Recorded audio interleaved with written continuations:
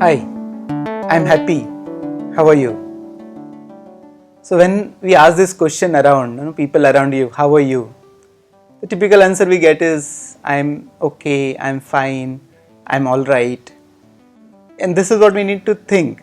I would like to give an example. When I was traveling to a place in Gujarat, and I was waiting at station for somebody to pick me up, and I was kind of looking around. There were various people around. There is this hawker, there is this taxiwala, there is the people coming and going. So then I was looking at the hawker and I was thinking, if I ask this person, how are you? What he'll reply? Normally the answer will be, I am fine. Same thing if you ask this question to a taxiwala who is driving taxi, how are you? Typical answer will be like, I am fine. So I was like having all these thoughts and I was thinking about it. So when I went to the university to deliver my lecture in the audiences where like there were professors, there were students, and like taking in the series of thoughts, and I asked them also, how are you? And surprisingly, the answer is same, that I am fine and I am okay. Then I told them that, look, there is something wrong with this answer. A hawker is also fine, a taxiwala is also fine, a professor is also fine. Professor has worked very hard, he has achieved many things in his life. He is already having a job and educated. He is also fine, taxiwala is also fine, hawker is also fine. So there is something wrong in this answer. Normally, see what we want to, or what we want to do. Philosophically, it is told that the objective of every action that we take, everything that we perform has only one objective, just to get happiness. Whether we want to study or we want to eat ice cream, or we are working hard to get something, we want only one thing, is to get happiness.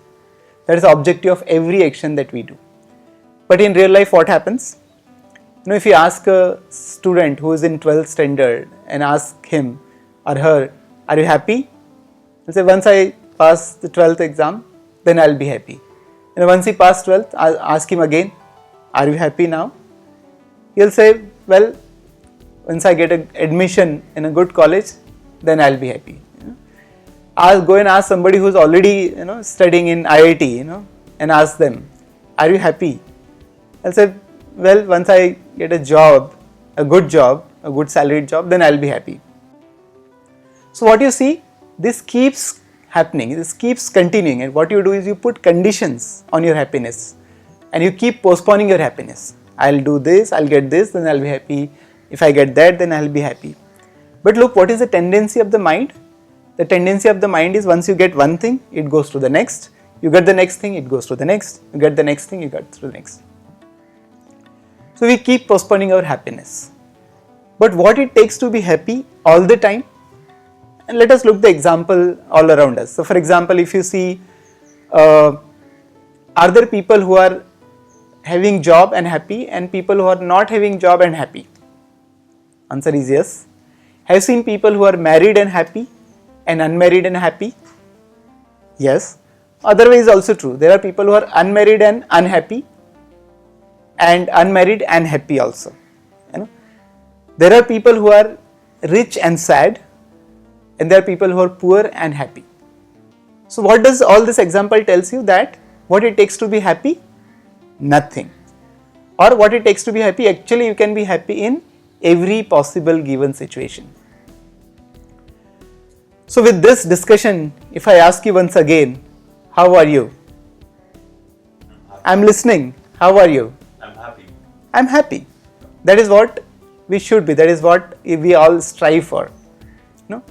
And being happy means many more things, right? What happens when you're happy? You're positive, your thinking is positive, your ability to withstand the difficult situation also increases. Suppose you're in difficult situation but you're happy, you're positive, it will give you more strength to come out of the situation.